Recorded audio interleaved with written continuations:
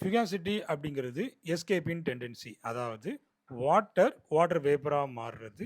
அதேபோல water vapour லிக்விடா மாறுறது. இது எல்லாத்தையும் நம்ம என்ன சொல்லுவோம்? இந்த ஃபிகாசிட்டி அப்படின்னு நம்ம சொல்லுவோம். இங்க பார்த்தீங்கன்னா, இந்த கிளவுட்ஸ் எல்லாம் எப்படி ஃபார்ம் ஆகுது? அதாவது சன்லைட்டு இந்த சீ வாட்டர்ல பட்டு, இல்லன்னா ரிவர் வாட்டர், லேக் வாட்டர்ல பட்டு, அந்த வாட்டர் பார்ட்டிகிள்ஸ் எல்லாம் அப்படியே எவாப்பரேட் ஆகி மேல வரும். அட்மாஸ்பியருக்கு வரும். அப்போ கீழ பார்த்தீங்கன்னா, அந்த வார்ம் ஏர் இருக்கு இல்லையா? அந்த வாட்டர் வேப்பர் வந்துட்டு வார்மா இருக்கும். ஸோ அது வார்ம் வந்துட்டு லெஸ் டென்ஸ் தேன் ஏர்.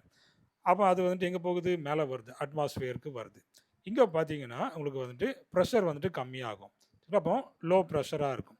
அப்ப லோ பிரஷர்ல என்ன ஆகும்னு பார்த்தீங்கன்னா, அந்த வாட்டர் டிராப்லெட்ஸ் எல்லாம் எக்ஸ்பேண்ட் ஆகும். அதுவும் அடியாபாட்டிக்கலி அந்த டிராப்லெட்ஸ் எல்லாம் எக்ஸ்பேண்ட் ஆகும்.